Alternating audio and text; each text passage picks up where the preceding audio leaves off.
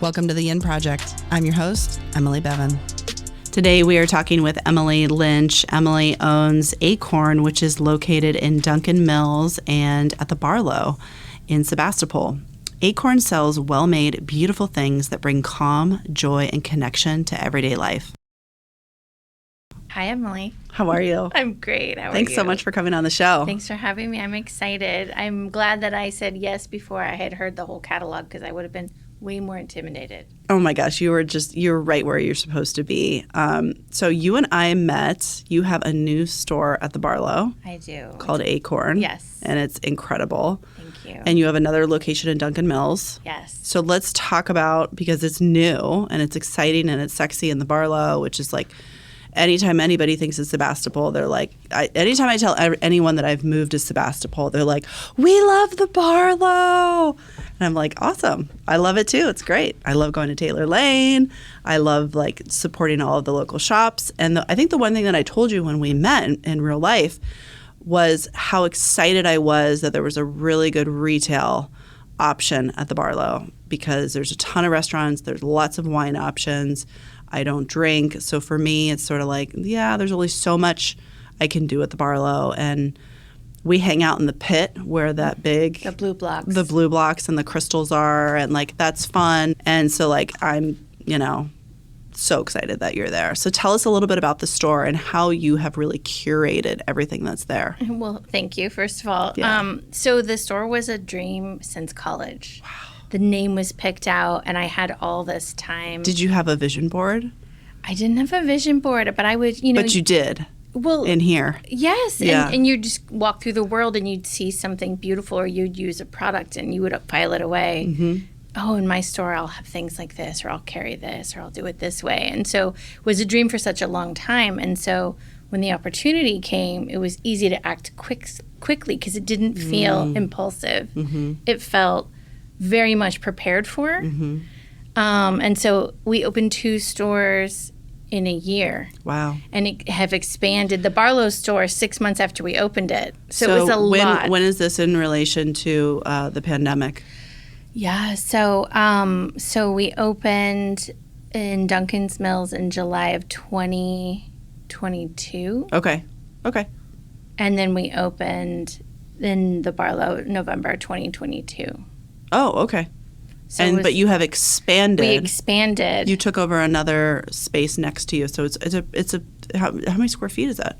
I don't even know exactly. It's a sizable store. And in the interest of jumping right in, which is our way, is what was so amazing about the expansion is that literally 4 days before we knew the neighboring business was moving to somewhere else in the Barlow to get more room, I had this moment where the wisteria outside the shop was blowing in the wind, Mm-hmm. and the everyone on the street was laughing in the sun, and it was just so gorgeous, and I felt overwhelmed with gratitude. Mm-hmm. And I said out loud, if the Barlow came and said, for the same rent, you could have any space, and we could have more room, or, a stock room, or, anything more, I said I would choose this space again because I love how it's right on the street. Yeah, you have a good I loved everything location about it. And so it was really rewarding then when you're truly grateful for what you have an opportunity sometimes to grow that or to have more. Yeah. And so there's a lot of talk about manifestation. Yeah. But you can't skip the step of true gratitude for what you already have, I think. It's not about like hacking the system and making a vision board. There is this gratitude component for me, at least. That's what I found. What does that mean for you? Because I feel like, so we're not religious in our family. We're super spiritual. Same. So we say prayers. We do a couple different options. We do what one of my close friends does with her daughter, which is rose, bud, thorn, where you talk about what was your rose of the day. I just got chills because we do the same thing every night. Gosh. Yes. Yeah. So what was your thorn? And then what are you looking forward to?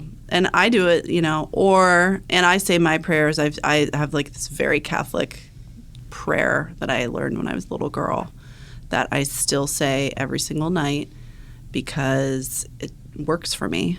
And it's just become, it's a habit. And so I say that as my own like side prayer, but then I'll also often do rosebud thorn with my kids. And then I've been teaching them to pray as well. They believe in God, a higher power, whatever you want to call that. And the prayer is really just talking about what you're thankful for. So where I'm going with this is like sometimes, because I'm really into Catherine Sankinka. She has the Manifestation Babe podcast. Love what she's doing. There's some other like women that are doing some awesome manifestation things, and I know it's all about the gratitude. But sometimes I feel like, what is it beyond just like saying aloud that you're thankful? I'm thankful for my family. I'm thankful for my health. I'm thankful for where I live. I'm thankful for this. Like, is it more than that? Like, what help me out here. Am I not doing it right? I mean, I don't know. We all only know our own walked experience. And so for me, it's more about like authenticity and truth and embracing where flow is. We can all feel when we're out of alignment with our true selves. Or I guess sometimes maybe you're saying the words, but are you really getting into the emotion of that, maybe? Of what gratitude feels like? Yeah. So for me, gratitude in that moment, let's just go back to that moment. Yeah. It was this feeling of appreciation, but not in a way that like I don't deserve it.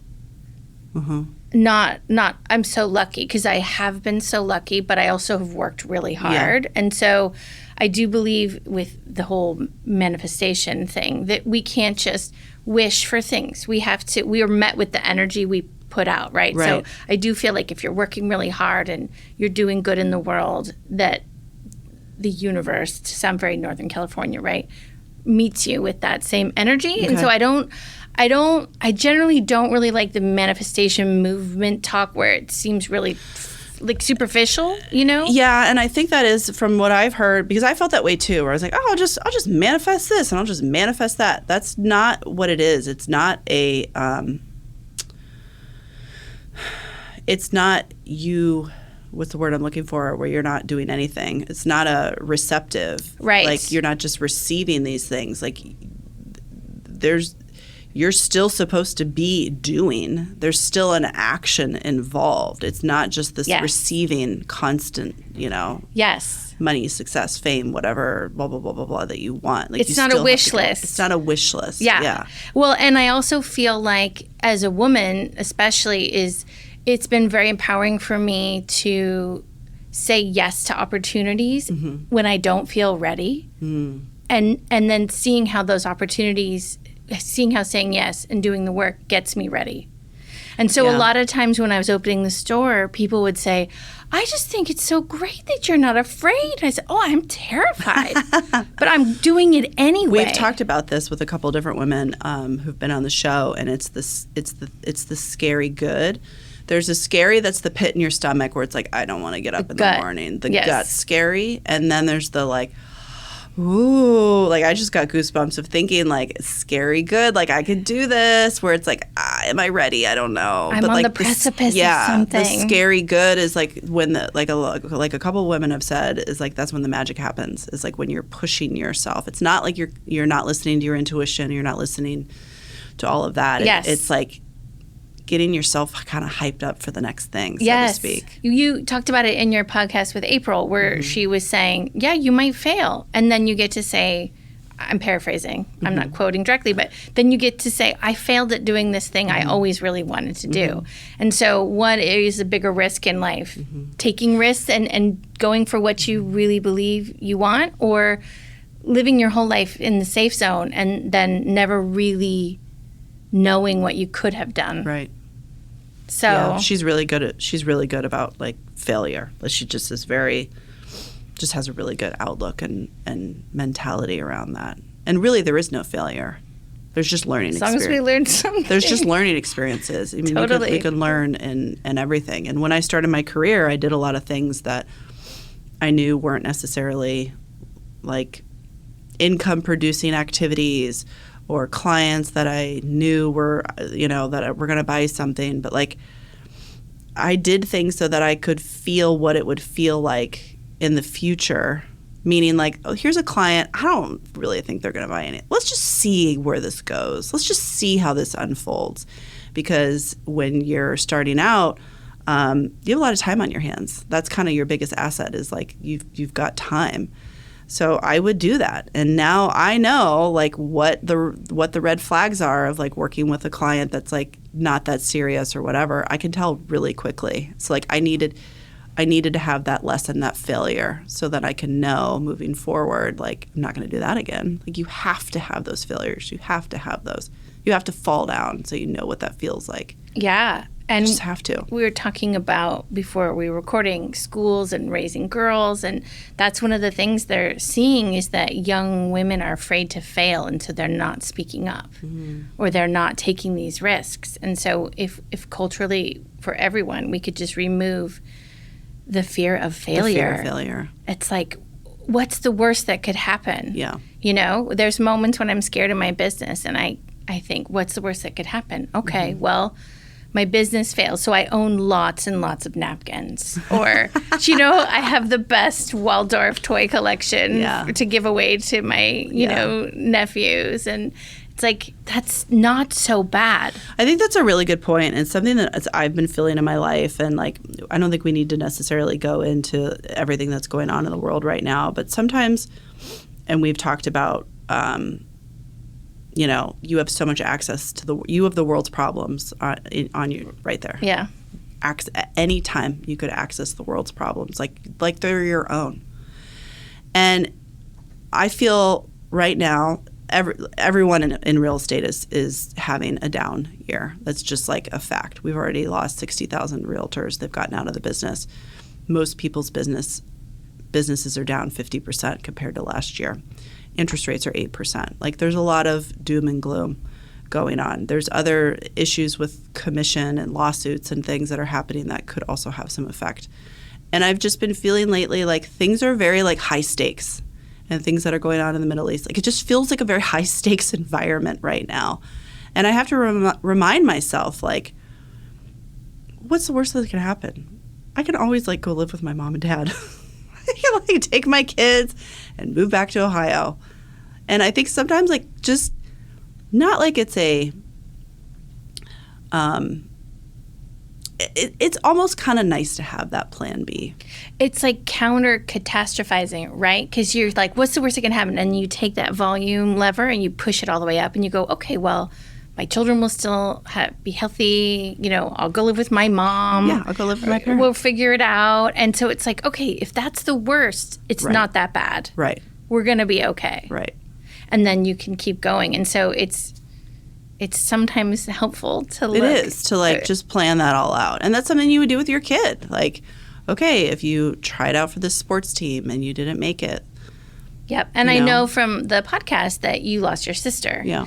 And when you've gone through personal tragedy, you also get a little more risk averse because you know what great loss, unexpected loss feels like. Mm-hmm. And you know how you walk through the rest of your life with that grief and how that grief can be a teacher and teach you to live authentically and with meaning, because none of us know how much time we have.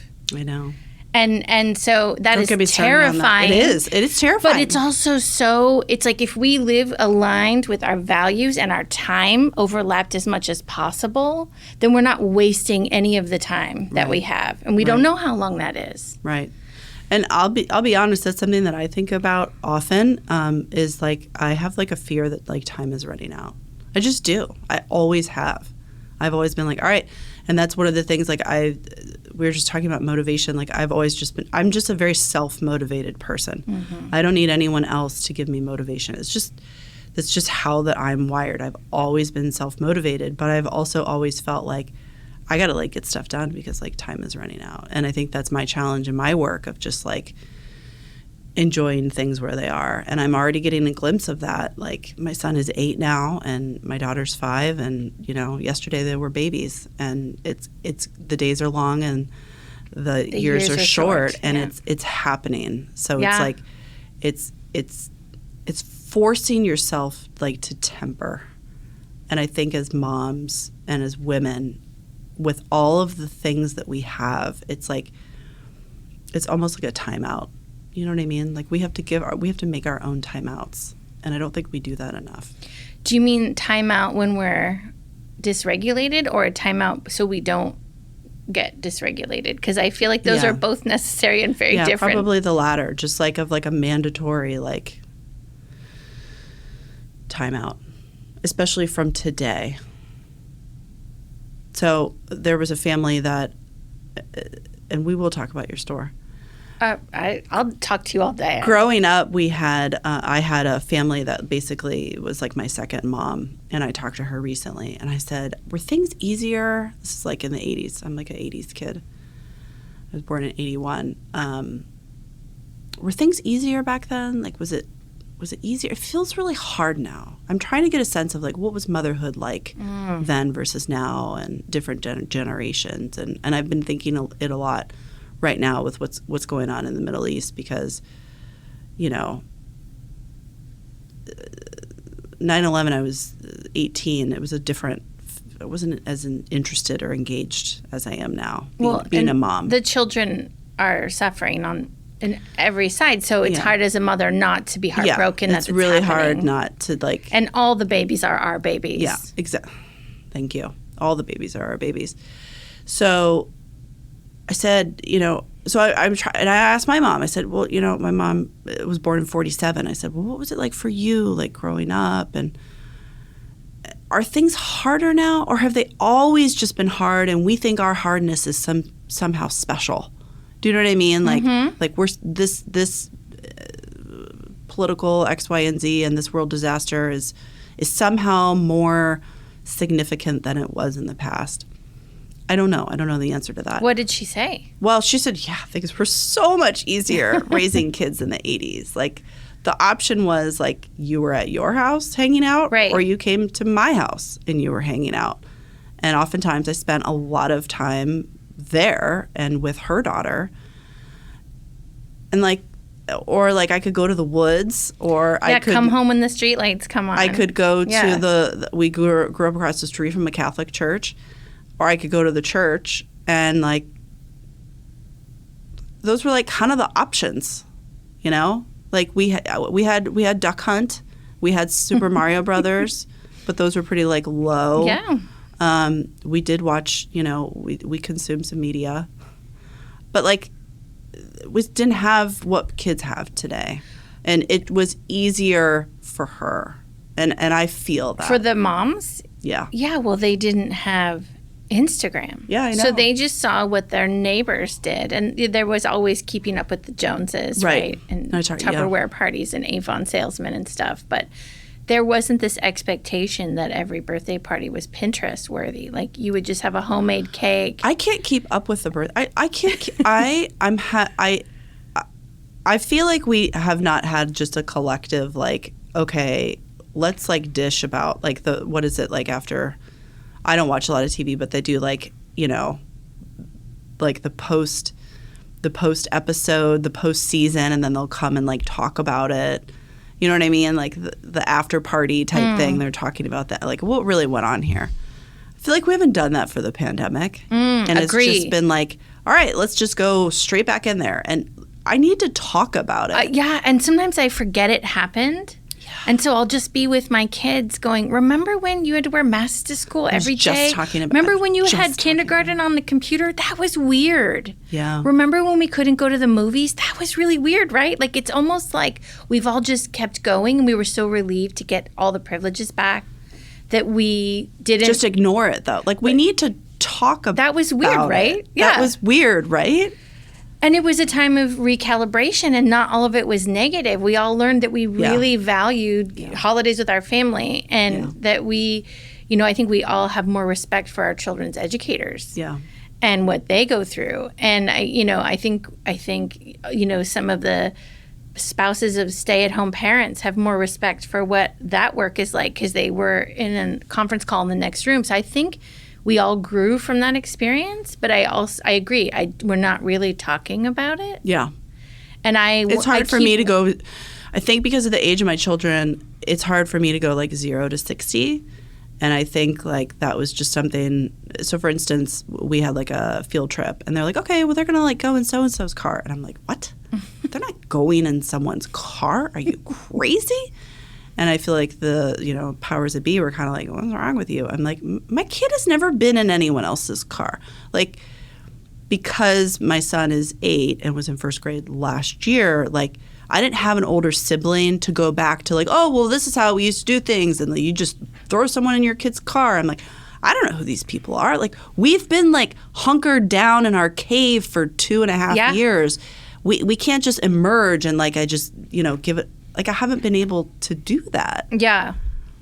Well, and it's fine if we want to resume joyfully to the things we lost, but at some point, are we going to unpack that? Like, we haven't unpacked it. Because you're such a thoughtful person who processes things. And so it's like, who's going to have that conversation? Yeah, I agree. I think it is something we haven't. I think we're still digesting too. Mm-hmm. I think there's long-term trauma that happened. Mm-hmm. Especially for older children. I think it was really difficult. I mean, for everyone. So some of the like child psychologists and people like in child education are saying it was great. Like for younger, I mean, it was not great. But like that's how younger children should be, in a very cocoon-like environment with their family, and that it was really lovely for them. And I definitely saw parts of that. I mean, we wrote out the pandemic in the Presidio. It was pretty magical at moments. I knew what I was going to say is the birthday parties. Like, we went from such a like nothing, like very little schooling. We were really lucky the kids were able to go to school in the Presidio outside. They didn't have to wear masks. It was like this magical thing. But then going back into the school and all of the things that are in the school. We don't do sports yet because I'm like, I work on the weekends. I haven't thought about that yet. But just all of the school communications, and you have a little bit older children, it's so much. And then there's the birthday parties. Mm-hmm. And looking back, in the 80s, I'm talking about the 80s again, like we had, I had a couple birthday parties over my childhood, maybe a little bit more when I was younger. And now it's like every weekend there's a birthday party. And like I'm just feeling like it's just so much trying to keep up with everything. And I feel like it all comes down on the woman. Mm-hmm. I just do, of like responding to the birthday parties and like doing, and then like I'm getting hit up for like all these play dates, and I'm like, don't they already play at school? Yes, I agree. And there's the simplicity parenting movement, which encourages and supports the opt-out option. And so tell me about that. It's a podcast. I feel like I'm getting some books. Wisdom from you. Well, likewise. Because like we're at Waldorf, you know what I mean? Like I thought we were already like, let's just like keep it chill. We're not going to like do all of the things. Tell me more about this. Well, I mean, so as mothers, and when I say mothers, I really should be more inclusive in my speech and say, caregivers, right. As caregivers of our little ones. We are CEOs of the family, and we it's so overwhelming sometimes, but we can also take that role on if we think of it as CEO, and we can create family culture.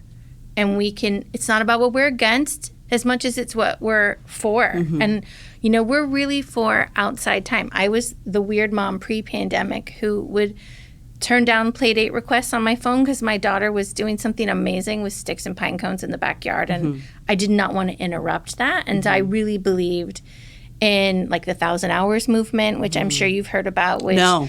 Let's talk about that. I'm not an expert in any of these things. I just pick what I like, just like with spirituality. I just pick what resonates and leave the rest. So I don't belong squarely in any of these camps. But I think it's. I don't think you can anymore. Like it's hard to just be in one sandbox. Well, people can do Waldorf perfectly, and there definitely are the people that are. We can't hear recorded music, but most people have adapted.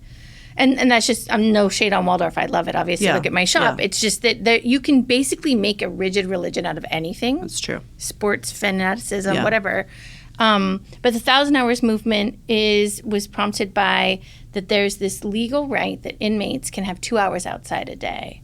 And there were these educators and parents who said, but wait, are our children getting 2 hours outside a day? So that's roughly 1,000 hours a year, I think. Okay. And so as a mom, you can't do 2 hours every day. But the days we'd have like 4 or 5 hours, we're at the Russian River and we're playing and we're just all day, or we go to the beach, or just those epically long outdoor days. I would bank in my head have 2 some hours. hours. A day, well, that would be great, but should is always hard. It's so tricky. And when you have the play dates and the activities that are enriching life, we're denying our children. You're talking about your childhood a lot. I was born in 1977. We had these long afternoons. Yeah. Long afternoons. Summer vacation was forever. Forever. And I remember like Halloween seemed like it was 6 months after the beginning of school. Yeah. And so the pace of life for everybody, including our children, Is increased. that our age? Because I've also heard like life it speeds up like as you get older, and that goes back to like it's both. Me feeling like time is running out. Yeah, culturally though we're very fast, and everything is like, compared. The more time you spend online, the more we're comparing. And I know you've talked about this and thought about this before too. It's like as business owners and entrepreneurs, how do we, we need to be on social, and how do we get out? How do we use it mindfully? There's a tremendous amount of pressure that I feel to be online. I don't know exactly where that pressure comes from. It probably comes from like insecurity. It probably comes from really fear. I mean, there's two emotions in the world we experience. It's either fear or love. It's either fear or it's love. So it's probably fear. I probably have fear that I'm missing out on opportunities, that I'm missing clients, that I'm, missing out. So I feel like I have to be on there. There are times that I enjoy being on there, but there's a lot of times I feel like I have to be on there. I am going to be, I'm kind of beginning, middle of I've been selling for close to 8 years. So I'm kind of in the beginning, stages of my career. I'm going to be selling I'm planning on selling real estate for the long haul until I'm like probably 80 years old. Who knows with Medicare and all of that. And it's the one industry like you can do for a long time, and oftentimes people that have more experience can be more valued. So it's great just in terms of like longevity. And so I think, I'm going to be selling to like the Gen Zs. I'm going to be selling to the next generation. They're going to be so tech savvy. Like I have to have all of this like, tech presence out there and online presence. I don't have, and I look at older agents that are older in their careers, and they have, a huge referral network, and they don't have to do any of that. And I look at them and I envy them. And I think like, oh man, you got so lucky. You don't have to deal with any of this. Well, and I feel like we're a similar age. We're kind of like stuck having to do it. I mean, you're much more visible on your professional. Because I'm supposed to be. Yes. No, because I have to be. I can sit here and say, oh, you're doing great and you're so relatable and I'm so glad you're on there. And then I have such a hard time putting myself in front of my brand too. So I understand we are having to adapt because it is new and it's not going anywhere. And it seems like it is part of business. And I know as a consumer of media, when I see a realtor talking about a property they love and not just showing the property, you feel the human connection more than just product. Yeah. And that's so important for people. And so if, you're not just selling real estate, you're helping people find their homes. I mean, some people are investing. And for some people, it's just investment. But you're also, like, this is where people are going to raise their kids. This is where they're going to have... so rewarding. Yes. My job is so rewarding. So, the fear, you talk about fear and love. I'm sure you're doing this for love. And so maybe when you have to show up on social...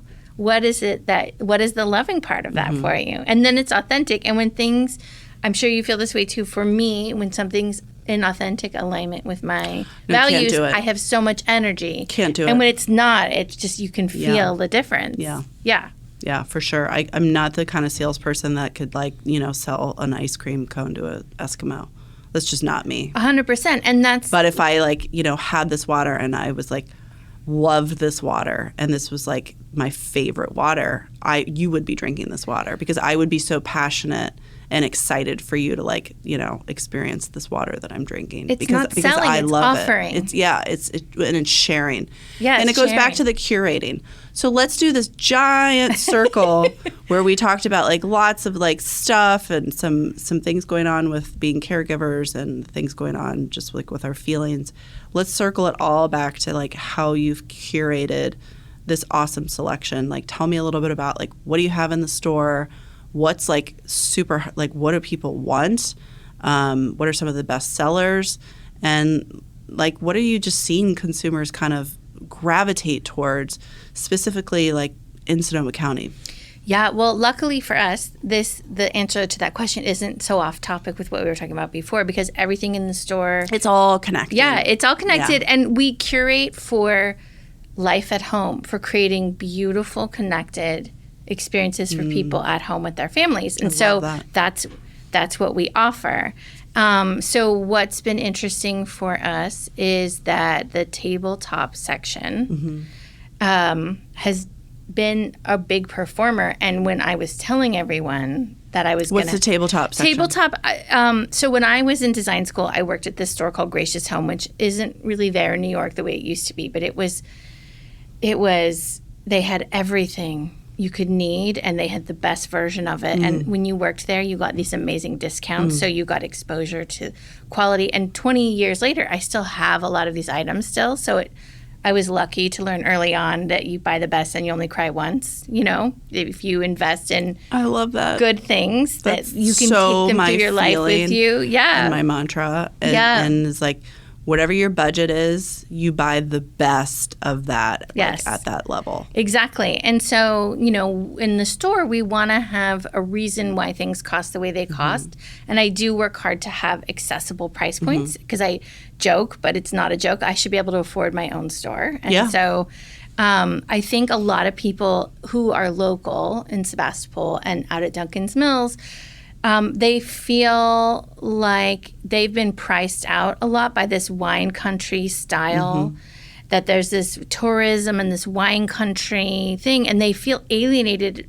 from the culture they grew up within, and they don't know where they belong and where they can shop, and all the stores seem really, really out of reach for them. And we wanted to be different than that, but we did still want to offer really well-made, beautiful things that will last. So we're always kind of trying to walk that line. But so like tabletop, for example, I have invested a lot of care in table linens, dishware, everything. It's ethically sourced. All of our glassware is recycled. We might have a few pieces that aren't now, but in general, it has to pass through the gates of, is it good for the environment? Is it beautiful? Is it going to last? Is it going to add connection and beauty to people's life at home? And we always have a set table in the store. A lot of retail spaces use tabletops as like display and piles, and we just set a whole table like you could just sit down and start eating. And people respond to that physically with sounds. They don't. They just. It's like you can see people relax when they come in, and it feels homey in that way. And people will smile and say, "Oh, my grandma had linens like this," or "This makes me want to go home and set the table." Did you have some spode right now? We have spode right now. The turkeys. Yes. I saw those. Yeah. And I love those. And so this time of year, I think we all like crave tradition more than the rest of the year. I'm like a big spode. I have all the blue and white, and I have a little bit of the Christmas. Yes. I love that. I should probably just like... It's grounding. We can just use it, though. And so we have our spode mixed in with some more casual stuff. I'm all about the mixing. The mix. So it's like, and I say all the time, it's okay to light candles with Papa John's. Like, you don't have to get it all right to get most of it right. And there's a lot of should in our minds as women and mothers and as adults, and everyone shoulds on themselves. And I tease customers who will say, "Oh, I should go home and set." No, don't should on yourself in this space. Don't should all over yourself, because we want to get it so. What are perfect. some of those common shoulds that you hear? Oh, I should use my grandma's china more, and I say, well, yeah, you can. And she would probably love that. And if you break a piece, that's okay, because things want to be used. Objects want to be used and add value. They don't add value safekeeping. The queen isn't coming. We're the queen, right? Like, we used to save our things for best, and I do think that really feels like a generational thing. Yes, because my mom, like a boomer, she was born in 1947. You know, every candle that I've given her, every soap, she loves White Shoulders. I don't even think they make White Shoulders anymore. Like, I went up into her bathroom area, and I'm like, Mom, like, do you know? Oh, I didn't even know I still had that. I'm like, this perfume's probably 20 years old now, and it's bad because you didn't use it. So I'm like lighting all her candles. She's like, what are you doing? I'm saving those. I'm like, for what? What are you saving for? I mean, there is a like, okay, I want to save this for a little while. I think for me, it's like a year. Like, that would be the max that I would save something. Like, I want to use it right away. I do feel like some of that is generational. Yes. For some reason.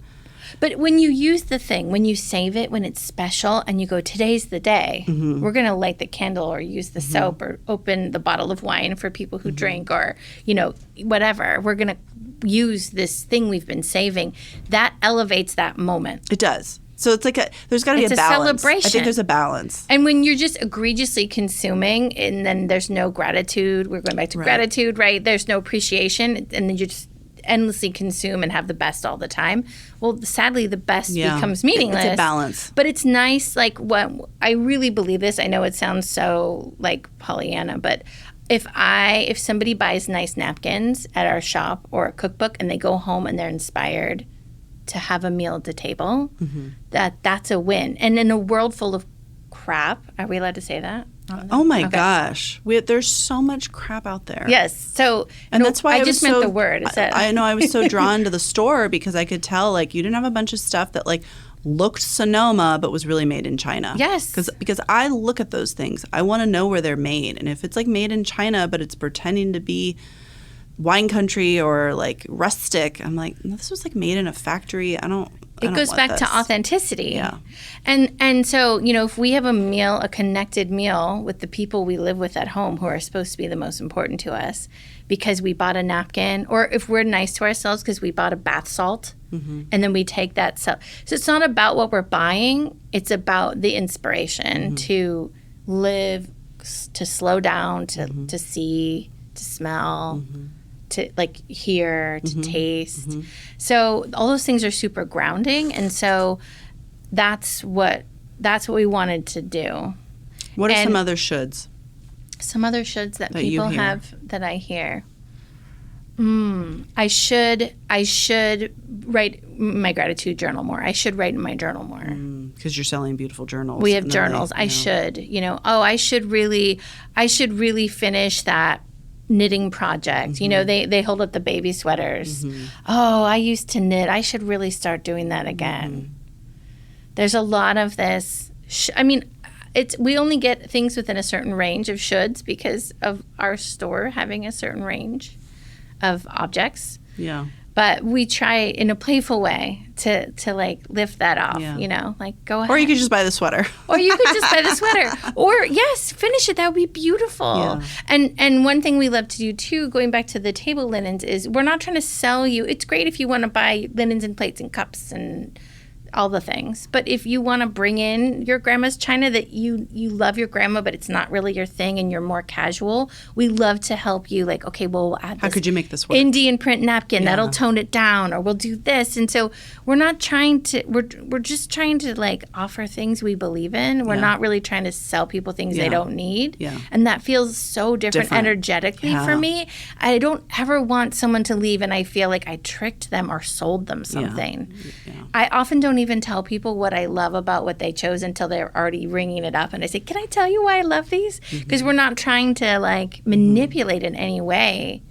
And so I think that's so beautiful. And I think people are craving that level of service. Like what I hear from you is a level of service. Why I continue to shop at Nordstrom.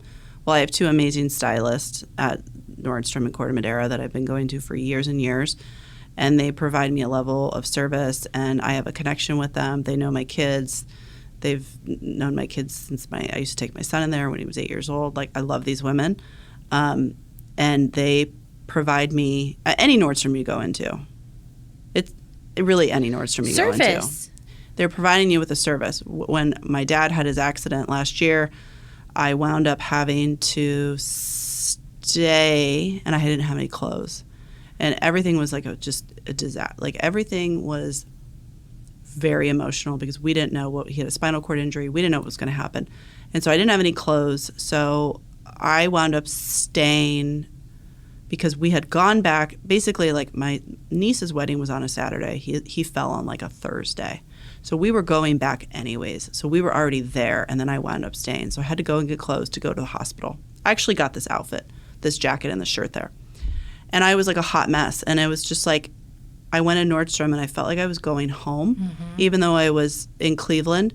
Every Nordstrom feels the same. And I found someone, and she took care of me, and I needed that, like, taking care of. And I know it could sound silly, but it's like that scene in Sex and the City where Miranda's trying to buy a bra. Do you remember that? I don't know. She's buying a bra for her mom's funeral, and the woman, like you have a really intimate relationship with a woman that's fitting you for your bra. Yeah. And she just started crying on this woman, and she just was like holding her. And that's how I felt at this Nordstrom. Like, she just took really good care of me when I really needed it, and I was in like a really vulnerable place.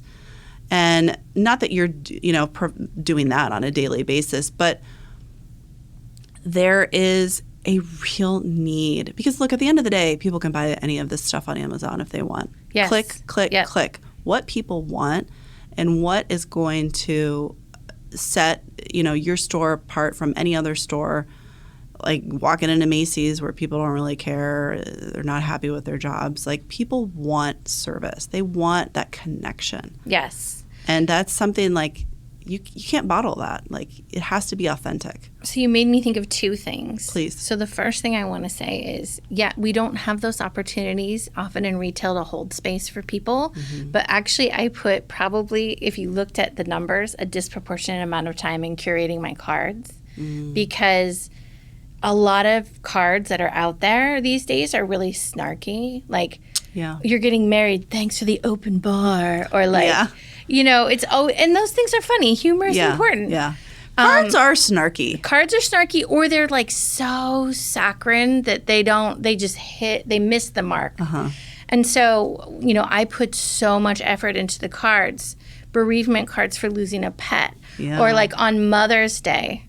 We only had one negative comment about our Mother's Day cards. We had way more positive ones. I curated all these cards that would say, our relationship is complicated, but I love you, and happy Mother's Day. Or, this is your first Mother's Day without your mom, and I'm really sorry, and I'm thinking of you. Or, any of these things. I don't have the words, but I love you. And I actually, this Mother's Day, I had this woman standing there, and she asked if I could help her, and she said, my brother's here with his 2 kids, and they just lost their mom to cancer. And Mother's Day is tomorrow, and I've been completely frozen. And you have this card, and I'm going to buy them. And now I feel like I know how to open that conversation. And I, of course, I'm so sensitive. My eyes are watering, and I'm trying to keep it together. And I always want to, like, give it away. And I'm like, no, let her pay for the card. But, she wants to pay for the card. She wants to pay for the card. And so when you feel like, okay, people are going to have a conversation, or somebody's going to feel held, like, cards... especially in the digital age, this is what retail should be. Well, there's the word "should," but this is what it can be. This is what it can be. Don't say sorry. I'm not scolding you in your own podcast for using the word "should." No, but you're making no. You're making me aware of that word. Well, as women, we say "I'm sorry" a lot, and we say "should" a lot to ourselves. Yeah, we say sorry to others a lot. I should make dinner. Yeah. And so, if we can replace "I'm sorry" with "thank you." Thank you for waiting. Yeah. It's like these little things. But I'm not, please don't think I have anything figured out. But you're really good about that, and I feel like you're really mindful in a lot of the things. And it goes back to like how highly curated the store is. Because we met at the store and we talked about a lot of the products and why you chose them, and like, this isn't just like an inventory SKU thing where you got this in for fall and you've got, this coming in for winter. Like, you've really carefully thought about all of these things, which I love. And you have an awesome kids section. Let's talk about the kids stuff. Yeah. So children's toys are often really plastic and electronic. And when my kids were small, but even still, I wanted, more of the Waldorf toys. And it's really hard to find a place locally that you can get them. There was Circle of Hands in the Barlow for a long time, and I was so sad when they closed. Yeah. And then we had Little Luma and Petaluma, which was just a magical place. I didn't go there.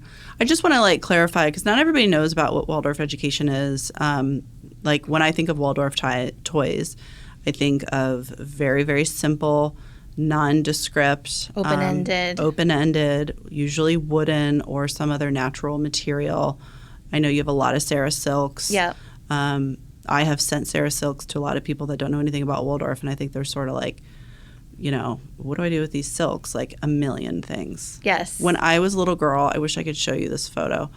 I was dressed up in my mom's scarves with my brother wearing. Do you remember we used to wear those vampire wax? Yeah. Why don't people wear those anymore? Those things were awesome. I'm going to get a pair of those.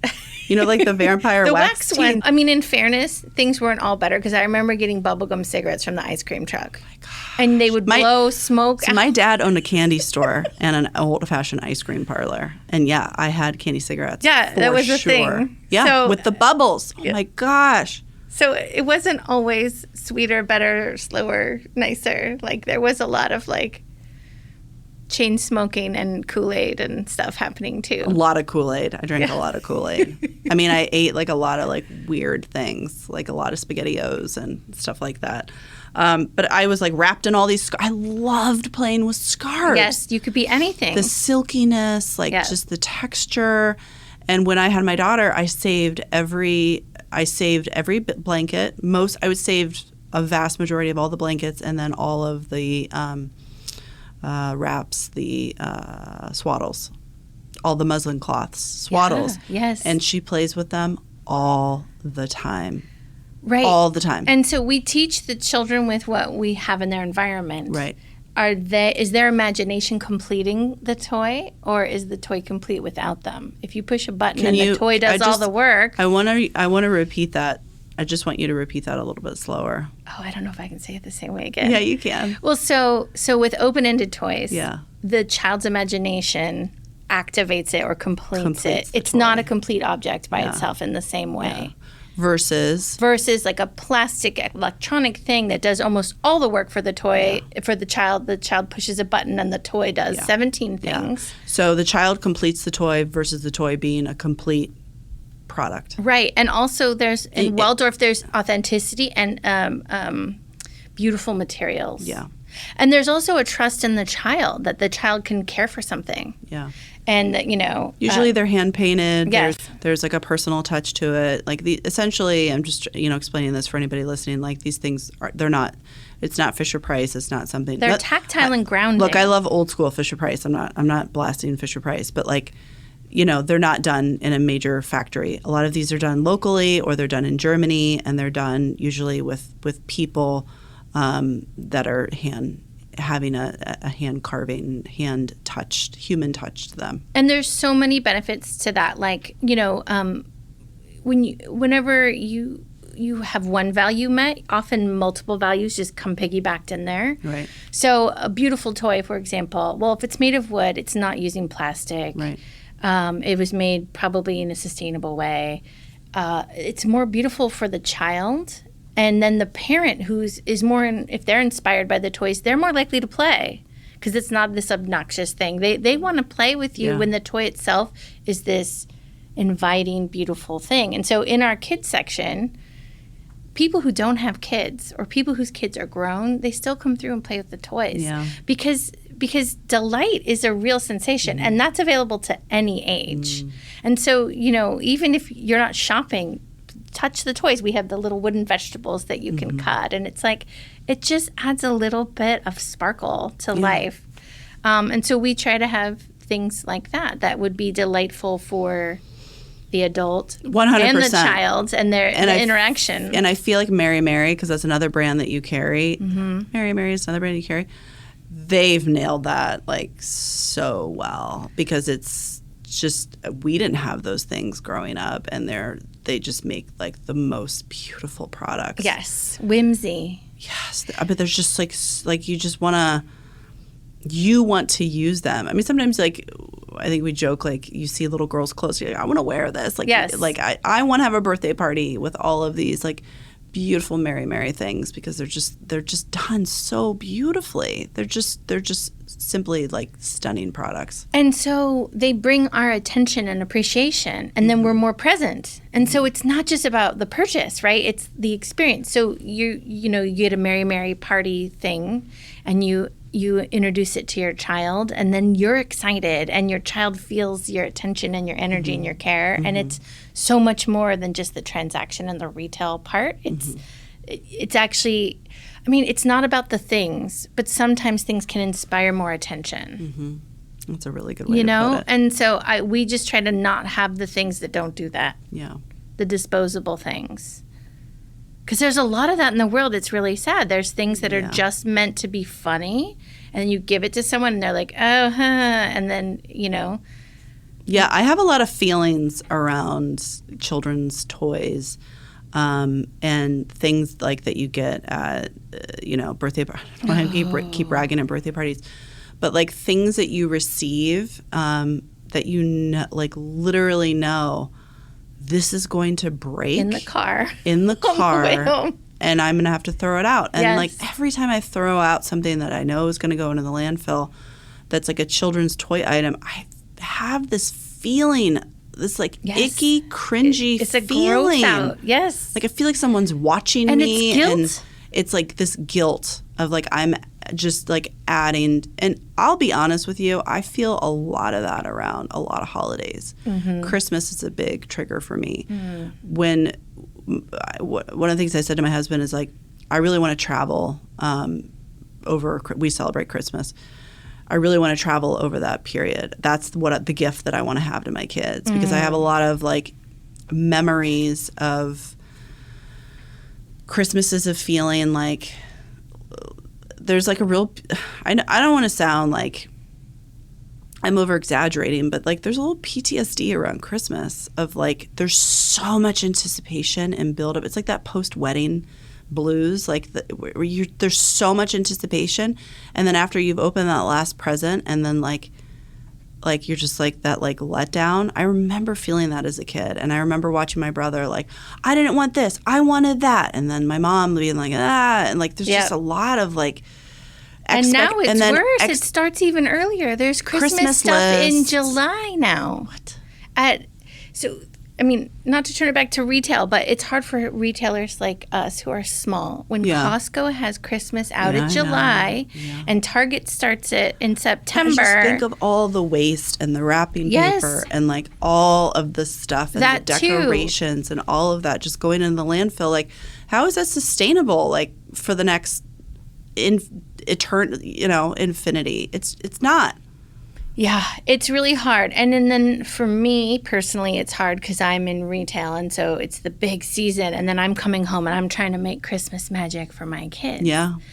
And I'm a single mom, so it's even harder because it's just me. I can't be like, babe, you got this, And so I've tried to really manage their expectations. So from me, every year they get something you want, something you need, something to wear, and something to read.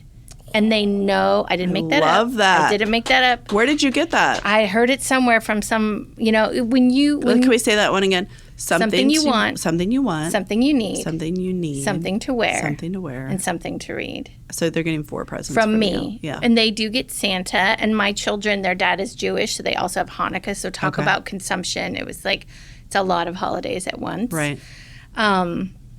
And also what, like you were talking about travel. So we go see A Christmas Carol at ACT Theater in San Francisco every year. Nice. And I did that as a child, and I cry every time. But that's what I want. What part do you cry at?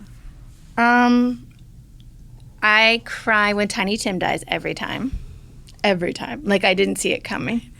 And then I cry when Scrooge is happy and he wants to buy the turkey and he sends it over. And I just love the whole thing. And to me, that's the spirit of Christmas. Not to be like religious about it, but it's that he wakes up and he is giving.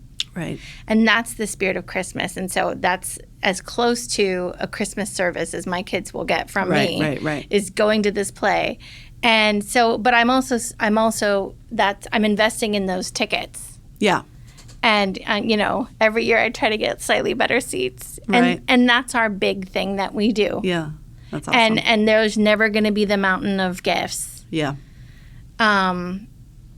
But then there's still that fear, even though I try to be so intentional. Mm-hmm. Are my kids going to feel disappointed? Did they not get enough? I don't feel that. I don't feel that. I don't worry about them. It's more the consumption part for you. You have this global consciousness on your shoulders on Christmas morning. I do. Well, but it's also like the other toys that they're receiving. It's sort of like, so this last year because my husband's like loves to do stocking stuffers and with like a bunch of crap that's like little tiny pieces. I can't stand little tiny pieces of things. The stockings are hard, yeah. So they're fun, but like, so I said they have to be consumables. It has to be like, so it was bath bombs, seeds that we could plant, like things that you could actually use, candles, food items. I said I think that was my rule, was like it had to be like you would use it. It can't just be these like little things. We're going to do a stocking stuffer salad bar is what I'm calling it.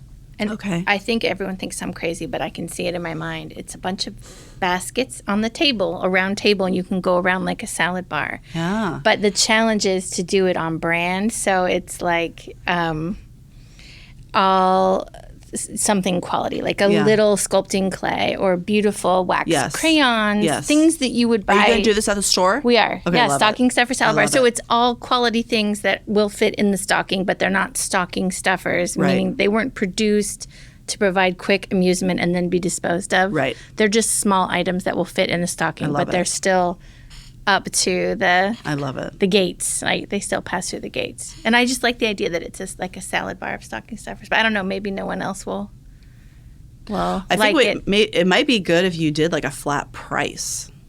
Oh. So you could say like $45, I don't know, let's just say $45, and then you can choose 8 items. And maybe there's I like that idea. 20 items. I mean, you can choose 8 items for $45. You know what I mean? Yes. So then it's like, oh, I get to go around and I get to choose. People love choice, but not too much choice. Yes, right.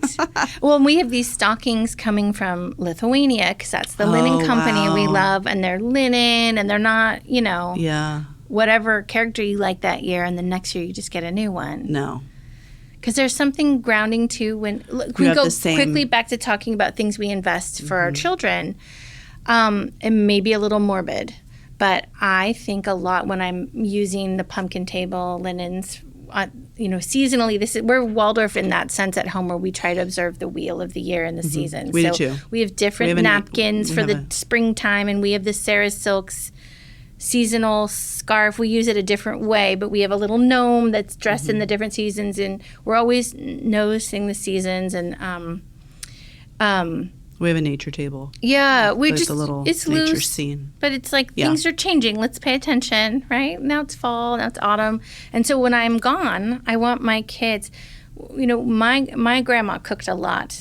And the things when everybody was deciding which heirlooms they wanted, I didn't care about the valuable ones. I wanted the trivets that she used for her casseroles. And I wanted the things from the moments that I cherished. Yeah.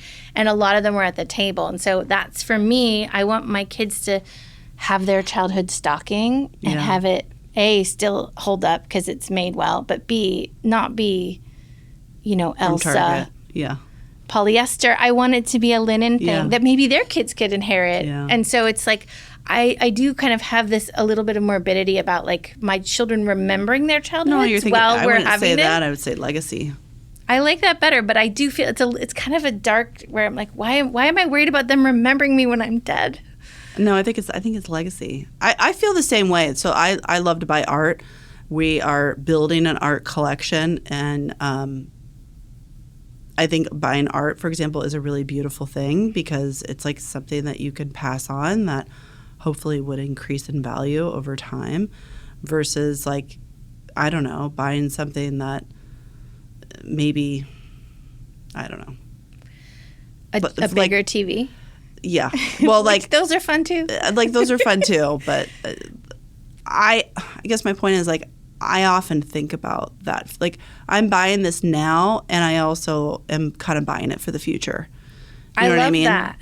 That's what we've kind of lost, and we can all just opt in to doing that again. The other thing I would like to see is, I know so many people just don't use their grandmother's china, or they don't use their wedding china. That is a huge thing that has just gone away. People they just don't use it. They just eat more casually. People often don't use the formal dining room. It's kind of something that's gone away, but I think that's a shame. I have not inherited any china yet, but like, I would totally be using it. And I think it's good to create those, like, special moments with your kids. I inherited my grandmother's china from her while she was still alive. And I thanked her for it, that it wasn't something that was connected to losing her. Yes. And it's very pink and very flowery. And she gave it to me, and she said, my mother gave this to me, and it's not what I would have picked, but it was her china. And she saved up from the company store and bought it piece by piece. And that's why it's beautiful. And so I didn't inherit it with this mindset of, this is an aesthetic expression of my good taste. It was a connection to my great-grandmother and my grandmother. And, and if a couple of pieces break, that's okay. There's quite a lot of it. And we're using it. And when we're using it, that's what's keeping that connection. And so I think we should use our nice things. And I think we should too. Even if they're not grandma's, even if it's new, whatever it is that's our thing that makes us pay attention. And going back to children can handle delicate things. And I never gave my kids sippy cups or any of that stuff. They always had glasses. And if they broke them, they broke them. Then they learned you can't throw things on the ground. Yeah. And that's what I did too. Yeah, people would be like, do you have like special stuff for your kids? I'm like, no, they just use regular plates and regular everything. They're like, and they love it. Like, my daughter would, like, she loves drinking out of the champagne glass. And like, it gets so, like, it feels something special. Like, I do think we need to have these, like, special rituals. And not every day can just be super casual and, like, takeout every day. Like, not that there's anything wrong with it, but you know what I mean. Yeah, well, takeout happens, and especially for me now. I used to be a stay-at-home mom. Put it on the china. Put it on, like, just light the candle. Yeah, light the candle with the Papa John's. Yeah, whatever it is. Let's not beat ourselves up for where we fall short. Let's celebrate what is still there. Yeah, exactly. And I used to cook from scratch every night because I was a primary caregiver as my job. And I treated it like a job. I read all the books, and I was very intentional, and I had these educational things. And I did a great job at that job. And I don't have that job anymore. And so they don't have the same mom that they used to. But I still try to have a Waldorf Montessori mindset where, I'm not baking bread with my children on Mondays every week, but I'm sometimes bringing them into my shop, and they're seeing how it runs, and they're helping me check in inventory. And the spirit of all of this was including children in the life and making. And so it's like, I still have to tell myself I'm including them in the baking of the bread. It's just a different bread modality of that, right? But it's changed a lot, and I feel really grateful as a woman that I've had that experience of being a stay-at-home caregiver. I still had a side hustle because that's just how I was created, and now I'm like a full-time working single mom, and I've had both experiences, and I feel like I can relate to so many more people directly because of that. And I think being a mom is hard. Yeah. And I think being a person is hard in general. And but as a woman, a female entrepreneurial businesswoman like yourself and a mom, it's really hard to figure out how to do all of it well. And I think the answer for me has been like tilting towards things and knowing I'm going to tilt back to those other things, but not balancing every day, but maybe balancing every season. Maybe every season is I don't think there balance. ever is a balance. It's just, I think like that's just. So how do you manage it all? I mean, right now it's challenging, and we're thinking we're going to get another au pair, which we had last year, which was a great experience because we just feel like we need the extra support with 2 people working. And we have the space to do it, and we love the spirit of the program and all of that, and my kids loved having the au pair. So right now we're thinking like, I can't, there's no way I can't do it all. It's just not. It's not possible. It's not possible. So it's thinking like a CEO, right? Like, let's outsource some of this labor. Like, I don't want to sound, sometimes I feel like there are better things I could do with my time than being a chauffeur. Yes. Driving my kids to and back from school. Like, there are things that I could be doing and contributing to my family in a different way, whether that be financially, whether it be cleaning the house, whether it be going to the grocery store, like doing other tasks. And I shouldn't feel any shame around that. Like, well, I should drive my kids to school. No, like somebody else can do that. Or somebody else can,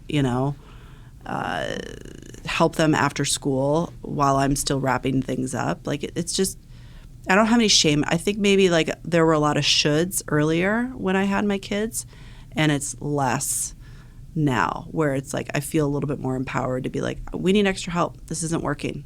Well, and your kids were smaller. Yes. And it does get easier. Yeah. And as much as we grieve the littleness when it starts to leave our homes, it's also a relief, and it's okay to say that. Yeah. When I had my eldest, my friend who was ahead of me in motherhood, her kids were already 10 and 11, I think. She said, motherhood is a mixture of grief and awe. And those words have been proven true to me so many times. And the little years are just, they're magical and they're intense. And it's really hard to be a human being and have an identity. Yeah. And as they get older, we get more time back to be women. But and then there's also times, like I know teenager is going to be really hard. And I've heard it's like really important, if you can, to really be there. And that may be like right now, if I'm getting pulled to like work and really focus on my work as I'm expanding my client base here in Sonoma, having moved from San Francisco, I feel that pull.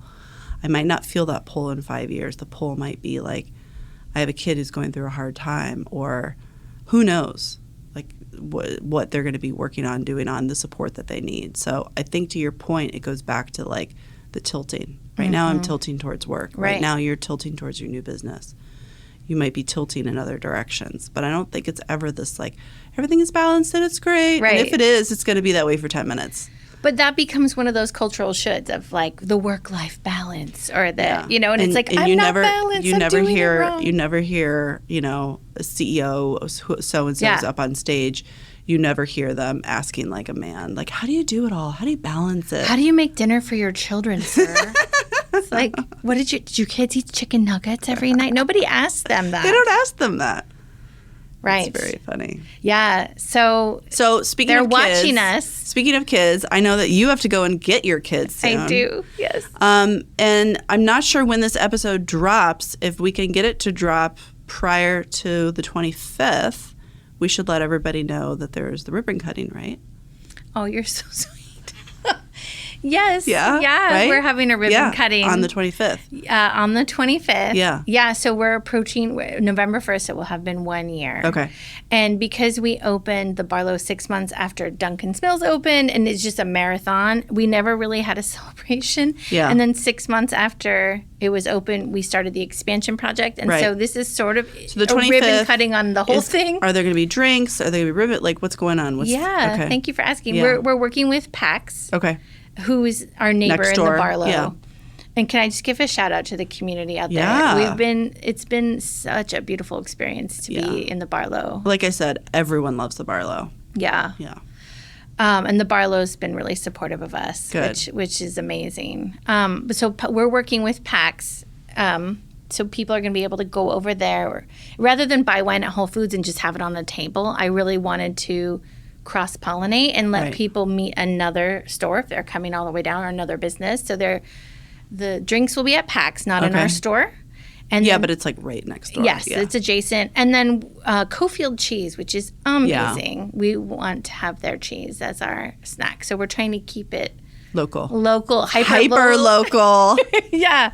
But I mean, what's the point of being in a community like that? Yeah. And you know, not supporting our neighbors when we can. Right. And they're just great people. What time is this happening on the 25th? 6:00. Okay, cool. Awesome. But if it doesn't get edited and put I please. We'll try and get this out before the 25th so people can go. Don't let it be a should. It's not worth it. We'll try. It's a try. Well, Thanks, Emily. I've had so much fun. Thank you. Really appreciate it. And I'm sure we'll have another conversation, I mean, too. I just want to hang out with you all the time. Me but too. You're busy. You're busy, too. Thank you for joining me today. For more info, you can always find us at yin-project.com. Make it a great day.